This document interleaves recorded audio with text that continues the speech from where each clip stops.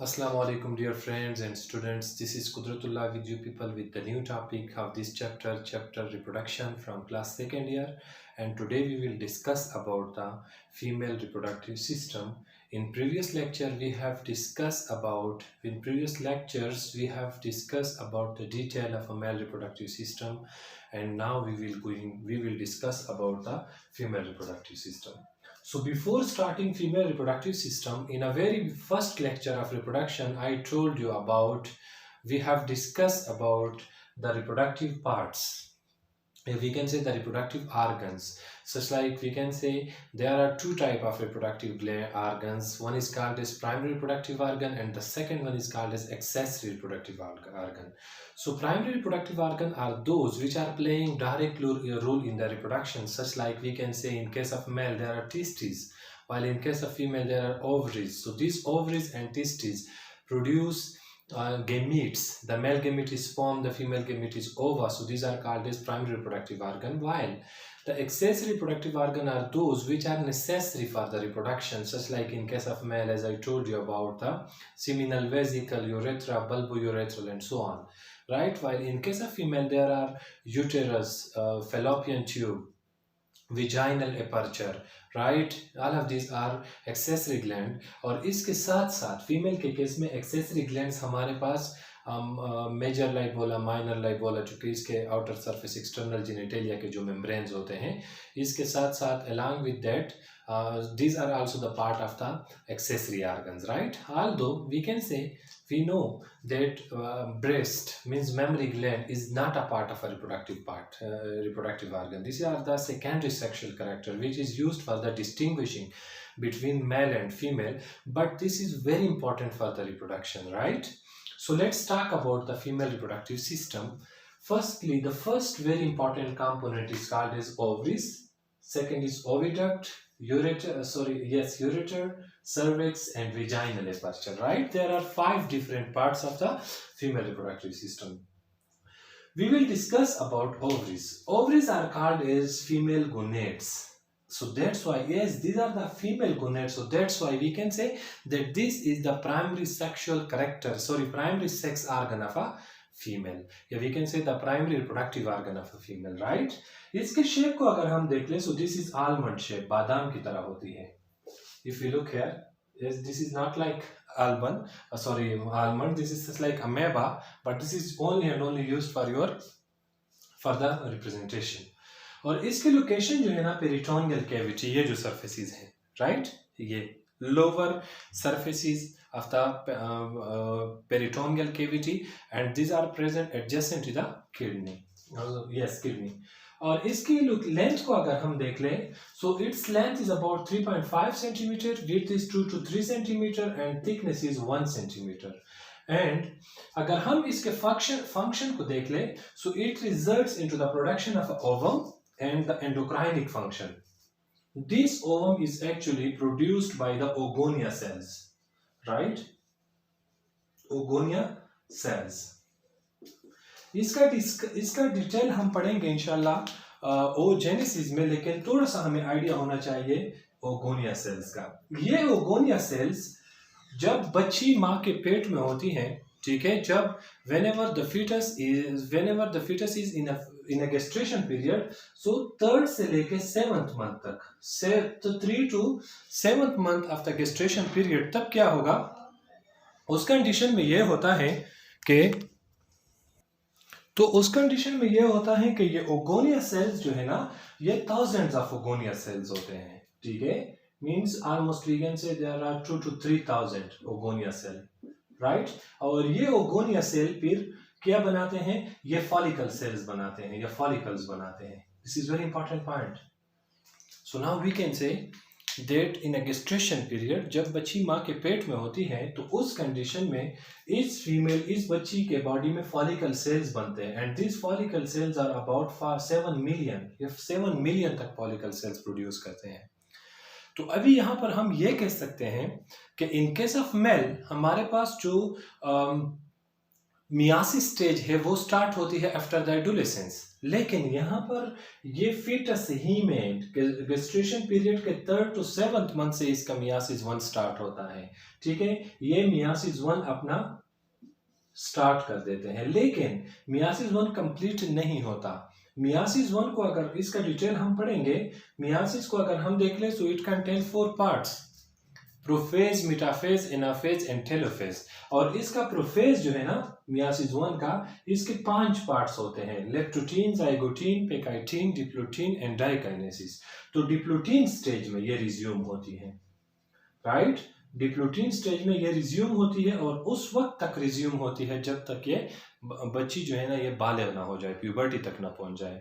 तो at the उस condition में 3 to 7th मंथ में उस पे 700 फॉलिकल सेल्स होते हैं, लेकिन जब बच्ची पैदा होती है तो एट द बर्थ क्या हो गया, ये ऑलमोस्ट 1 मिलियन तक पहुंचता है। लेकिन जब बच्ची की प्यूबर्टी स्टार्ट होती है, ठीक है, तो ये 1 मिलियन से भी डिक्रीज होके 30,000 तक ये पहुंच जाते हैं।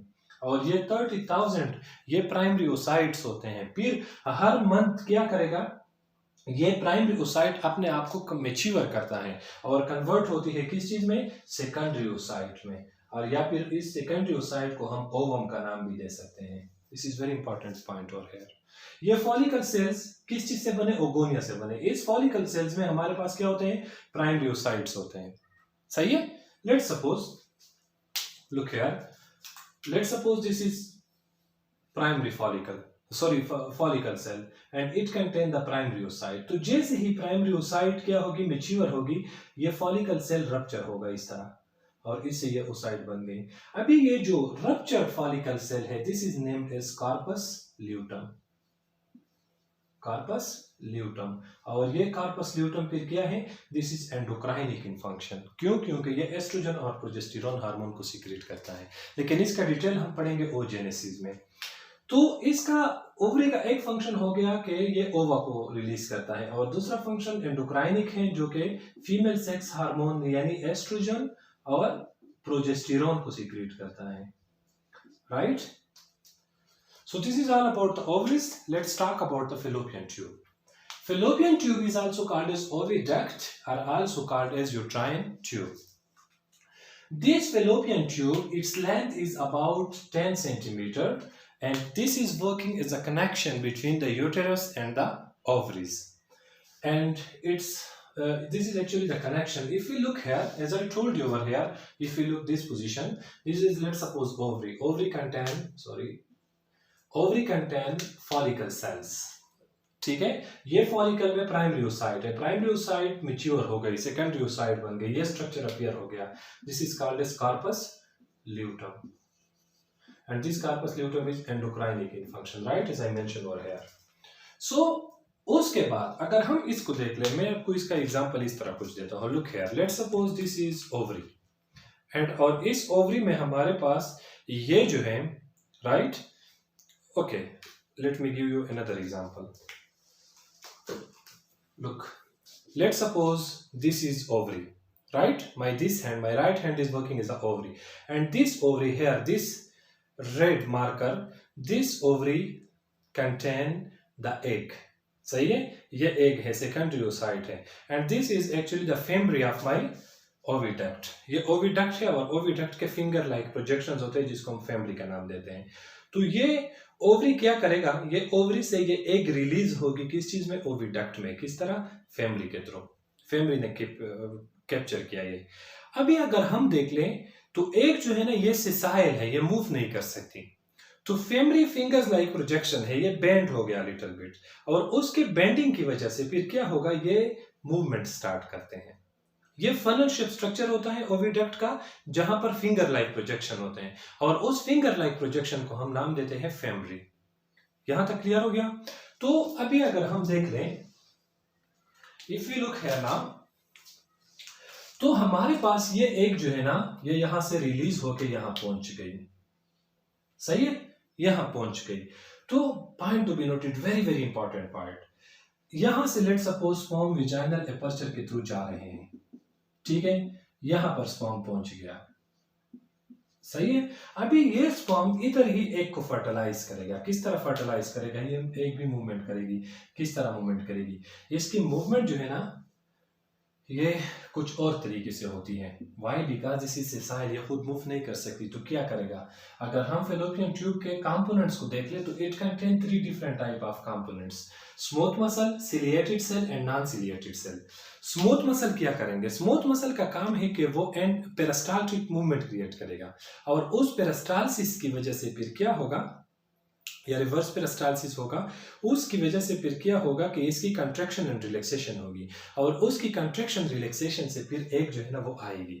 और इसी तरह अगर हम देख लें तो ये जो पोजीशन है, ये this is actually it contain a cilia, इस पे सीलिया होते हैं।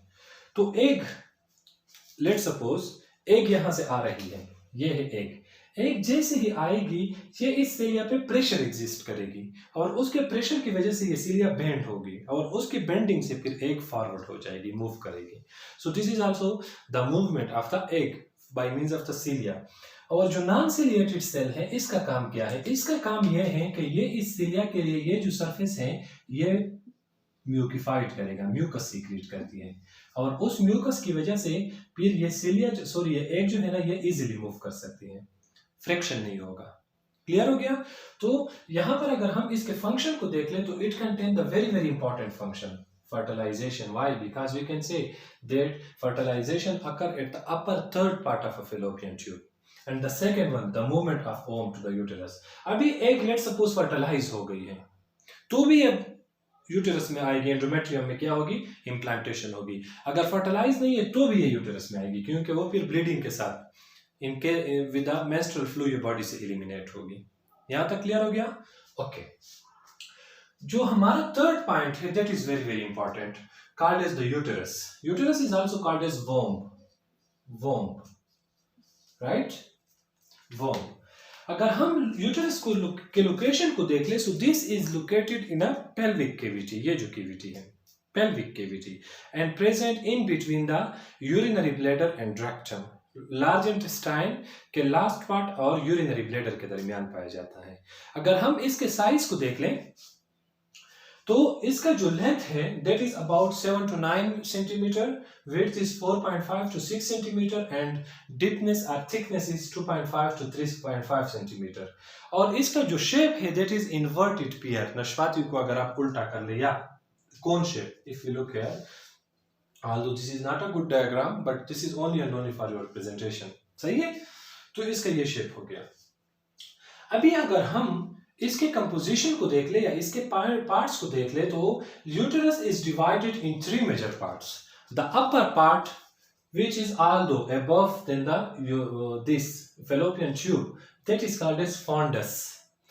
This one, the central cavity, is called as body, and the last one is called as cervix, right? अभी अगर हम इसकी बात कर लें तो it contain 3 different type of membranes, perimetrium, myometrium and endometrium. Perimetrium is actually a thin membrane which surround the uterus, और इसका काम क्या है? प्रोटेक्शन है।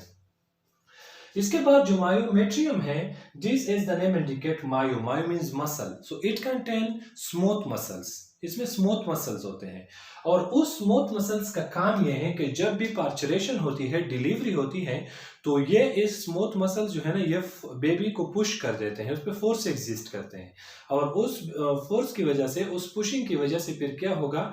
बेबी वो मदर का जो वॉर्म है, यूटेरस है, उससे एक्सपेल होगा, उससे निकलता है। आप लोगों को यहाँ पर मैंने एक और एग्जाम्पल भी बताया था। एक तो ये रीजन हो गई, दूसरा क्या था? ऑक्सीटोसिन हार्मोन, ठीक है? But that is not negative feedback mechanism, that is the positive feedback mechanism, सही है? जो थर्ड पॉइंट है that is called as endometrium. Endometrium is the actual part where implantation takes place. जब भी यहाँ पर एग फर्टिलाइज हो जाती है तो वो एग यहाँ पर एंडोमेट्रियम में आएगी, और इसको हम कहते हैं इम्प्लांटेशन। यहाँ पर एक बात और भी याद रखें, very important, sperm let suppose यहाँ पर पहुंच गए ना, तो वो एग के लिए 48 घंटों से लेकर 72 आवर्स तक वेट करता है, लेकिन egg that is highly selfish, वो मैक्सिमम 24 आवर तक वेट करती है। अगर स्पर्म मिल गया दैट्स गुड, अदरवाइज वो क्या करता है? वो अपना मूवमेंट स्टार्ट करता है, यहाँ पर पहुंच जाती है, ब्लड वेसल को शीट करती हैं। जैसे ही ब्लड वेसल शीट होती है मेंस्ट्रुअल फ्लो के साथ सब कुछ निकलता है। क्लियर हो गया? इसके बाद जो हमारा अच्छा इसका फंक्शन क्या है, मैंने आप लोगों को इसके फंक्शन बताया ना कि ये जो मायोमेट्रियम है ये पार्चुरेशन में हेल्प देता है और एंडोमेट्रियम जो है ना ये इम्प्लांटेशन में हेल्प देता है, इम्प्लांटेशन करता है। इसी तरह अगर हम सर्विक्स को देख लें, cervix is the lower part of a uterus and this is the entrance from the vaginal cavity to the uterus। और ये लोअर सरफेस होती है किस चीज की, यूटेरस की, and it contain a huge number, ठीक है, it contain thick mucus, इसमें म्यूकस होता है, थिक म्यूकस होता है। और इस म्यूकस का फायदा क्या है, इसका फायदा ये है कि अगर हम देख लें, नंबर फर्स्ट वन तो ये कि वो स्पर्म के को रेगुलेट कर देती है, एक फायदा ये है। दूसरा फायदा ये है कि फीमेल का जो वेजाइना है that is acidic in nature, वो उस एसिडिटी से भी उसको बचाती है। थर्ड इसका फायदा ये है कि अगर हम देख ले तो वेजाइनल एपर्चर जो है ना दैट इज ओपन, वो ओपन होती है और ये बैक्टीरिया वगैरह इजीली जो है ना उसमें अंदर जा सकते हैं।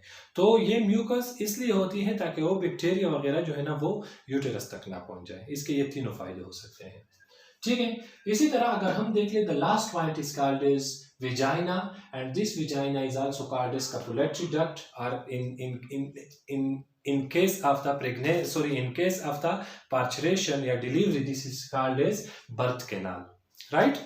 अगर हम इसके लेंथ को देख ले, so this is 8 to 10 centimeter which is connected with the cervix interior innerly।